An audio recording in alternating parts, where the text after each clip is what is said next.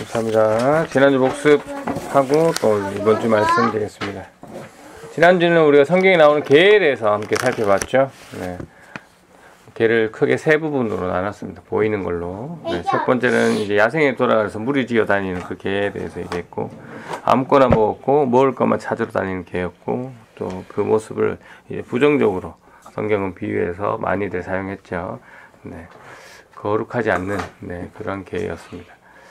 그래서 비판적으로 많이 사용되었고, 두 번째로 양을 치는 양치기 개도 나왔었습니다, 성경에. 그래서 원래는 이제 양치는 개이기 때문에 주인에게 충성하는, 양을 잘 치는 그런 개의 모습이어야 되지만, 성경에서는 제 일을 감당하지 못하는, 제대로 하지 못하는 부정적인 의미로 그렇게 비유하는 도구로 개가 사용되었음을 우리가 봤습니다. 그리고 세 번째는 이제 집에서 키우는 개였습니다. 개는 이제 지금 완전 뭐 같이 누워 자고 그런 의미보다는 그냥 주인의 상에서, 식탁에서 같이 먹다가 떨어진 부스러기를 주워 먹는 그런 애완견 개였다라는 거. 그래서 이때 찾아온 그 이방 여인이 자기의 딸을, 귀신 들린 딸을 고쳐달라고 했던 그때 예수님께서 하신 데다 자녀에게 줄 빵을 먼저 빼앗아서 개에게 주는 것은 옳지 않다라고 하셨던 그 말씀. 그래서 이 말씀 우리가 함께 살펴봤는데요. 이방인들을 개 취급하는 예수님의 모습이 아니라 우선순위 하나님께서 성경을 통해서 약속하셨던 이스라엘 백성들에게 먼저 빵을 먹이고 이방인들에게 빵을 주겠다라는 그 말씀, 우선순위에 대한 예수님이 하셨고, 그 이방 여인도 그것을 그렇게 받아들였고, 하지만 이란 단어도 썼지만, 그 말씀이 옳고, 그 말씀이 옳지만 그 이스라엘이 먹던 부스러기가 개들이 먹는 것처럼 나도 이방인의 모습, 이방인인데 그 부스러기를 나한테, 그 은혜가 넘쳐서 혹시 남는 게 있으면 저희한테 주세요. 막 그런 신앙 고백을 하니까 예수님께 칭찬받는 그런 모습이었습니다. 그래서 지난주는 또 예수님께서 내가 그 이방인 여인이라면 그 예수님의 그 말씀을 듣고 나라면 어떻게 반응했는지, 나의 자녀가, 나의 부모님이 아프셨을 때 예수님께 고쳐달라고 하셨는데 예수님께서 고쳐주신다는 말씀은커녕 개에게 주는 게 옳지 않다라고 말씀을 하셨을 때 어떤 반응을 나는 보였을까라는 것도 한번 묵상해 본 시간이었습니다. 오늘은 성경에 나오는 송아지에 대해서 한번 살펴보도록 하겠습니다. 송아지, 소에 대해서 알아보도록 하겠습니다. 오늘날에도 소는 참 우리나라에서 다 각자의 나라에서 귀중하게 쓰이는 존재고, 인도가 소를 신격화하나요? 어디가 신격화하나요? 인도 맞습니까? 정확히 기억이 잘 안 나는데 신격화해서 소를 키우는 데도 있죠. 성경에 나오는 소 역시 한번 찾아보고 소에 대한 의미, 성경에서 소가 어떤 의미로 쓰여졌는지 한번 알아보는 시간 가지겠습니다. 성경시대 역시 소는 아주 귀중한 자산이었습니다. 그래서 우리가 또 지지난주인가 한번 봤는데요. 이 말씀 먼저 읽어볼까요? 욥기서에서 욥을 소개하는, 동방에서 제일 가는 어떤 부자라고 소개하는 그 장면에서도 우리가 지난번에 낙타를 봤지만 오늘은 소가 들었습니다. 한번 읽어볼게요. 시작.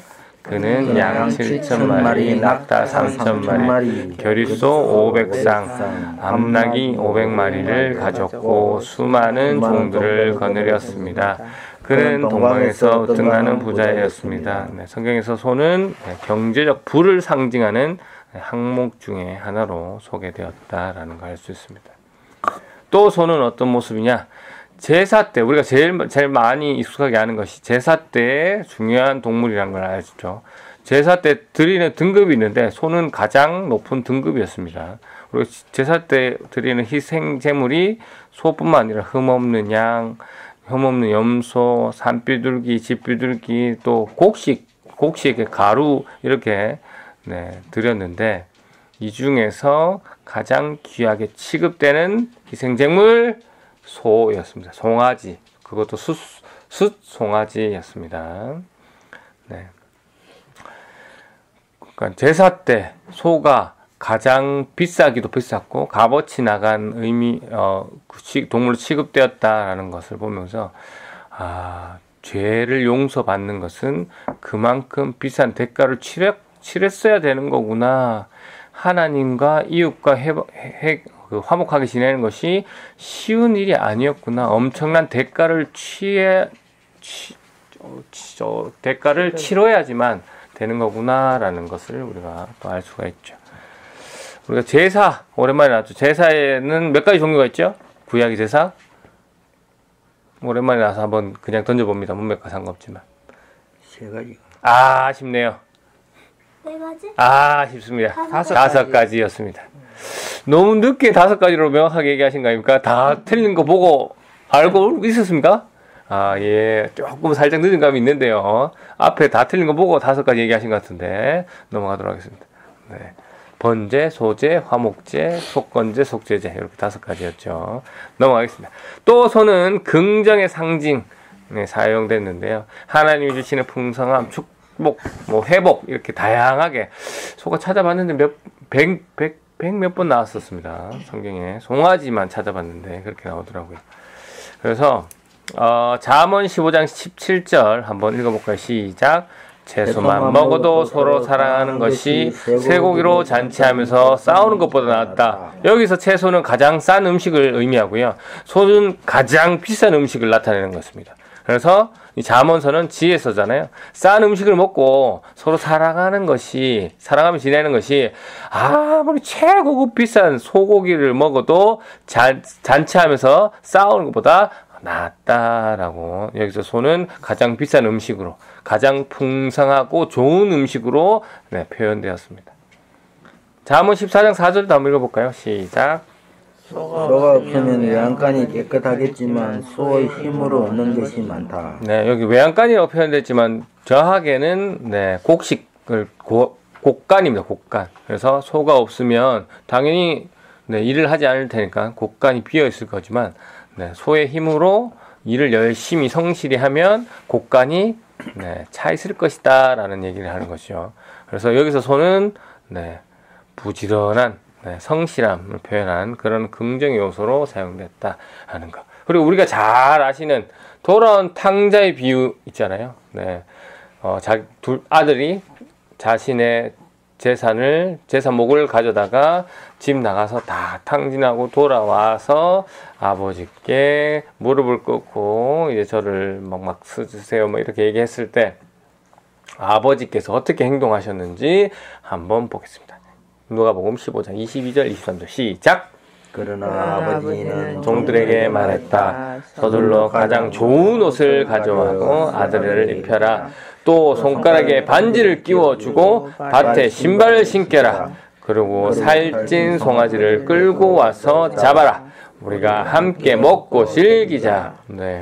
여기서의 소는 탕자의 아버지가 잃어버린 아들을 다시 얻었던 그 기쁨을 표현하는 가장 좋은 옷, 손가락에 반지를 끼워주고 신발을 신기는, 그러니까 최고의 것의 중에 하나로 살찐 송아지가 표현되었음을 알 수 있습니다. 그만큼 아버지가 기뻐했다라는 것을 알 수 있습니다. 창세기에도 아브라함이 3명의 천사를 만나는 장면이 나오죠. 그 장면 한번 읽어볼까요? 그 장면에서 아브라함이 뭘 대접하는지 보겠습니다. 시작. 그리고 아브라함은 짐승들이 있는 곳으로 달려가 아주 좋은 송아지 한 마리를 끌어다가 종에게 주었습니다. 종은 급히 그 송아지를 잡아서 요리를 했습니다. 여기서도 최고의 대접을 표현하는 도구로 소가 사용되었습니다. 그래서 성경에서는 동물 중에 최고는 뭐다? 소다. 가장 좋은 거 소다. 그렇게 생각하시면 되겠습니다. 또 모세가 죽기 전에 각 지파들을 축복하는 구절들이 있는데요. 여기서 요셉 지파를 축복합니다. 요셉 지파를 축복하는데 요셉 지파에서 나중에 예수님도 나오고 다윗도 나오고 그 지파가 나오잖아요. 그래서 한번 읽어보겠습니다. 신명기 33장 17절 말씀인데 준비 안 됐죠? 제가 읽겠습니다. 요셉에게는 처음 태어난 숫송아지의 위험이 있고 황소처럼 강합니다. 멀리 떨어진 나라들까지 그 뿔로 들이받을 것이니 이처럼 에브라임의 만만이요 므낫세의 천천입니다. 라고 얘기하는데요. 여기서 이제 숫소는 뭐로 표현되냐면 위엄과 힘을 상징하는 장자로 표현되었습니다. 그래서 요셉 위로 많은 형제들이, 요셉이 11번째잖아요. 많은 형들이 있지만 하나님이 인정하시는 장자는 요셉인 것을 뭘로 표현했냐? 처음 태어난 숫송아지, 가장 첫 번째, 그리고 가장 좋은 그 의미로 표현했다라는 것을.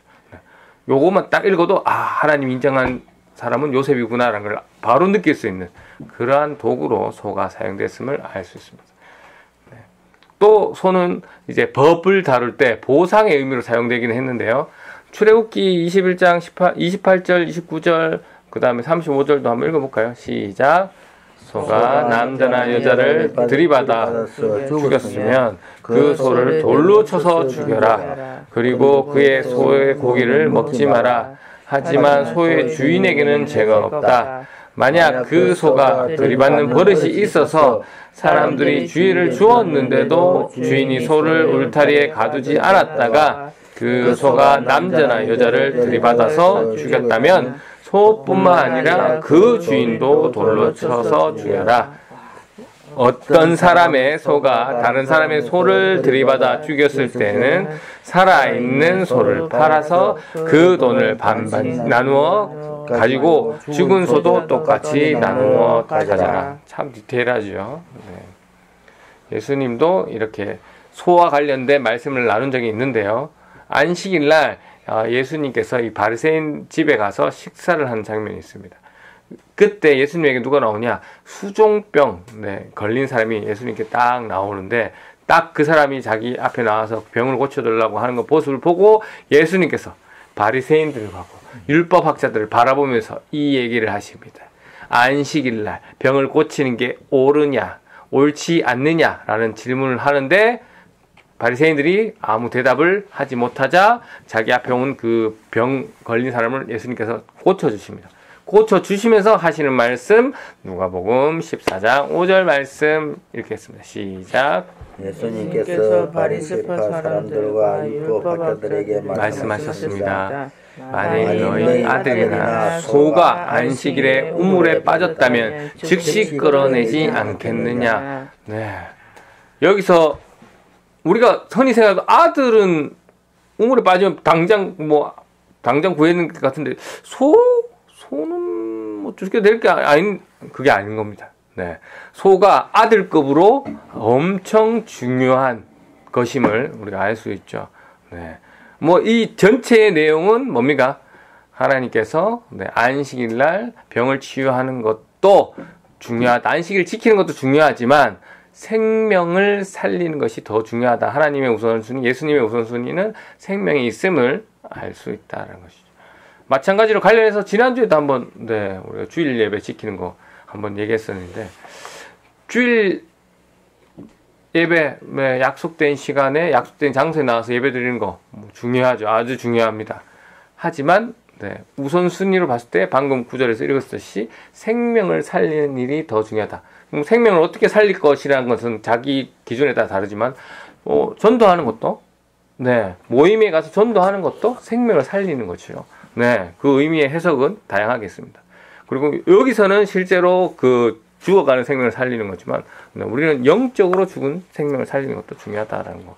그래서 간혹 오해하시는 분들이 주일 성수 안 하면 큰일 나는 줄 아는 분들이 있습니다. 물론 중요하다. 지난주에도 말씀드렸죠. 물론 중요하다. 주일 성수 하지 말라는 얘기가 아니라 중요하지만 뭐 제가 가끔 드리는 예라서 또 들으셨을 수도 있지만 여러 번 들겠지만 제가 처음에 이제 군대에 가서 해군 전역했지만 군대에 가서 훈련병 때 가장 힘들 때 집 생각이 많이 날 때입니다. 그때 이제 군대 들어간 지 한 첫 주인가 두째 주인가 뭐 가장 몸적으로 마음적으로 힘들 때 주일이었습니다. 그런데 제가 동초 당시 근무에 근무 근무에 딱 걸렸어요. 예배 드려가는 시간에. 그래서 다른 사람들은 예배 드리러 가고 저는 그 시간에 네, 국방의 의미로 네, 그 본부를 지키고 있었죠. 네, 그래서 처음으로 주일 예배를 빠지면서 눈물을 흘렸던 그 1시간, 2시간이었나요? 1시간 반이었는데 기억나지 않지만 계속 눈물을 흘렸던 기억이 납니다. 네. 그래서 네. 그때 생각할 때는 내가 주일 예배를 소중한 걸 알았구나라고 내가 그 주일 예배를 이렇게 사모했구나라는 것을 그때 느끼긴 했지만 지금 또 지나가 생각하면 그것도 아니었습니다. 네. 그냥 의미 없이 드렸다가 딱 그 상황이 되니까 걔는 무슨 네, 힘든 거랑 상황이 겹쳐져서 네. 평소에 최고의 주일 예배를 드린 것도 아니었습니다. 믿음이 그때는 뭐 너무 좋았던 때도 아니었기 때문에 네, 군대라는 특정한 장소, 힘든 시기, 몸도 마음도 그러니까 네, 마침 예배를 빠지게 되니까 그런 모습이 가지 않냐. 그리고 또 그때 울면서 했던 생각이 내가 그 나가고 싶었던 농구 시합 때도 안 나가고 주일 예배를 지켰는데 고등학교 때 농구 시합을 항상 준결승전을 예선 때는 평일날 했지만 준결승 때를 주일날 했거든요. 네, 토요일날 예선전 하고 꼭 제일 중요한 준결승 네, 그 2번의 경기를 주일날 해서 제가 남고 저보다 조금 더 잘하는 동생은 항상 준결승 가서 우승을 하고 돌아왔단 말이죠. 네. 그래서 항상 아쉬운 마음이 저도 있었단 말이죠. 그래서 그때 그것 가지고도 막 울면서 했던 건데 가만 생각해보니까 네. 제 마음에는 농구가 더 남아 있었다. 네, 하나님 예배하는 것도 아니었다라는 것을 알 수가 되죠. 네. 그래서 저도 그때 당시는 주일 성수에 대해서 잘못 알고 있었던 것이죠. 네. 내 의가 되어버렸던 주일 성수였습니다. 네, 난 술을 안 먹는데, 난 담배 안 피는데, 교회 다닌다는 사람이 그렇게 하는 거 보면 그런 걸로 정죄했던 모습도 있었고, 네, 내가 주일 예배를 한 번도 안 빠졌는데, 라는 그게 나의 의가 돼가서, 네, 그렇게 주일 예배를 수시로 빠진 사람 보고, 뭐 저게 무슨, 주일 예수 믿는 연예인이야, 뭐 그렇게 판단했던 적이 엄청 많은데, 지금은 아니다라는 거, 네. 중요한 것은 하나님을 향한 마음이다라는 거. 네. 그렇겠습니다. 뭐 기도 많이 하면 당연히 좋죠. 주일 성수, 주일 예배 안 빠지고 잘하면 좋죠. 헌금 많이 하면 당연히 좋습니다. 네. 봉사 많이 하면 좋죠. 네. 그러나 그것이 나의 자랑이 되고 나의 의가 되고 다른 사람을 무시하는 도구가 된다면 아무 쓸데없다. 아니 오히려 헌금 적게 하고 주일 예배 가끔 빠지고 봉사 많이 안 하는 사람보다 못하는 마음가짐이다라고 말씀드릴 수 있습니다. 네. 근데 사람은 그런 실수를 하게 된다라는 것이죠. 네, 조심해야 될 것이 같습니다. 자, 마지막으로 우리가 소를 하나만 더 찾아보겠습니다. 소가 우상으로 사용되었습니다. 소, 우상. 잘 아시는 내용인데요. 우리 출애굽한 이스라엘 백성들이 모세가 보이지 않자 어떻게 해야 됩니까? 금송아지. 맞습니다. 금송아지를 만들어서 그 금송아지를 뭐라고 했냐면 하나님이다 하고 섬겼단 말이죠. 그리고 이 솔로몬 때 이 나라가 두 나라로 나뉩니다. 북이스라엘, 남유다로 나뉘잖아요. 이때 북이스라엘 왕이 여로보암입니다. 여로보암. 근데 성전은 지금 어디 있냐? 남유다에 있잖아요. 예루살렘이 남유다에 있으니까. 그래서 이 나라가 갈렸는데 성전은 남유다에 있으니까 이 사람들이 예배드리러 명절 때 가면 남유다로 가. 보통 문제가 아니에요. 나라가 갈렸는데 보통 문제가 아니에요. 그럼 이 여러분이 어떻게 했습니까? 금송아지 2개를 만들어서 단과 브엘사바에 두고 요게 하나님이다라고 하고 거기서 예배드리게 제사드리게 했던 그런 모습도 있습니다. 이처럼 여러 동물들 중에 소를 하나님이다라고 만들 정도로 소의 값어치는 성경에서 사실 어마어마한 것입니다. 아까 앞에서 아들을 비유할 만큼 예수님께서 그만큼 어마어마한 최고의 동물이 소였다라는 거. 그래서 오늘 소에 관해서 여러 가지 포인트들을 봤는데 이 중에서 하나지만 다시 말씀드리면 성경에서 최고의 상징인 소를 하나님께 제사를 드릴 때 그리고 죄 용서 받을 때 사용되는 것을 보면 예배라는 것이 최고의 가치로 드리는 것이구나라는 것도 알 수 있고, 그 다음에 아까도 말씀드렸지만 죄 용서 받는 것이 소를 드릴 만큼 최고로 당시 엄청난 돈을 들여야지만 얻을 수 있는 이 소를 들어야지만 죄 용서를 받을 수 있는 만큼 죄의 무게가 크구나라는 것도 우리가 알 수 있습니다. 그런데 말씀에 비춰서 오늘날 우리는 모습이 어떻습니까? 네, 우리는 예배를 최고의 것으로 드리는지 모르겠어요. 우리가 죄 회개, 하나님께 죄 고백할 때 최고의 마음으로, 그만큼 무거운 마음으로 하나님께 드리는지 모르겠습니다. 네, 물론 우리가 최고의 걸로 그만큼 돈을 들여서 죄 고백을 하지 않는 것은 그 최고의 것을 대신해서 더 완전하시고 완벽하신 예수님께서 십자가에 돌아가 주셨기 때문에 우리가 그렇게 하지 않는 것은 있으나 그 마음만큼은 가지고 있어야 되는 거죠. 돈으로 내라는 것이 아니라 하나님, 그 마음만큼 나의 이 큰 죄를, 소를 바쳤어야 될 큰 죄를, 그러니까 뭐 당시 못 사는, 대부분이 못 사는 사람들이었잖아요. 그때 당시 90% 이상이 빈민가였던 그 사람들.